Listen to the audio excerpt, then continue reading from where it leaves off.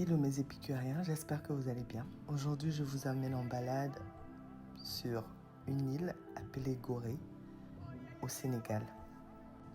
Suspendue entre le ciel et l'océan, l'île de Gorée émerge des flots atlantiques comme un fragment d'histoire cristallisé dans le temps. À quelques minutes de Dakar, cette terre de 28 hectares porte en elle la mémoire douloureuse et la beauté paradoxale d'un passé qui ne s'efface pas. Des façades colorées, ocre, jaune et blanc, racontent l'histoire des dominations successives. Le rouge pour le Portugal, le jaune pour l'Angleterre, le blanc pour la France. Dans les ruelles étroites où aucune voiture ne circule, le temps semble s'être arrêté, bercé par le murmure du vent, dans les branches des baobabs centenaires et des bougainvilliers flamboyants. Au cœur de cette beauté se dresse la maison des esclaves, sentinelle de pierre érigée en 1776. Derrière ces murs épais se cachent ces cellules exiguës où des hommes, des femmes et des enfants attendaient enchaînés le départ vers le monde inconnu. La porte du voyage sans retour, ouvrant sur l'océan, reste le symbole le plus poignant de cette tragédie humaine.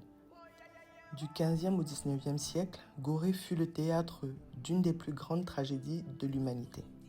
Aujourd'hui classée au patrimoine mondial de l'UNESCO depuis 1978, l'île est devenue un sanctuaire de mémoire, un lieu de pèlerinage pour la diaspora africaine.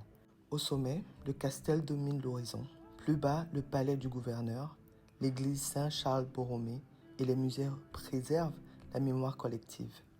Chaque pierre murmure des histoires, celle des marchands, des soldats, des esclaves, mais aussi celle des pêcheurs lebous qui peuplaient l'île avant la conquête européenne.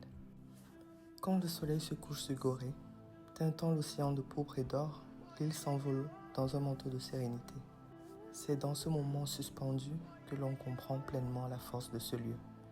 Terre de mémoire, certes, mais aussi terre de beauté et de paix retrouvée. Il va sans dire que j'ai appris beaucoup.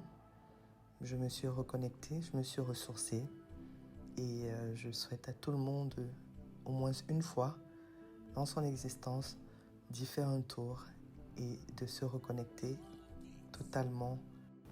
Pendant toute ma visite, j'ai été particulièrement touchée par cette âme qui anime l'esprit sénégalais, la teranga, l'accueil, la chaleur, l'amour. Merci encore pour cette diversité culturelle que vous apportez à notre continent. J'ai hâte d'y revenir. Merci.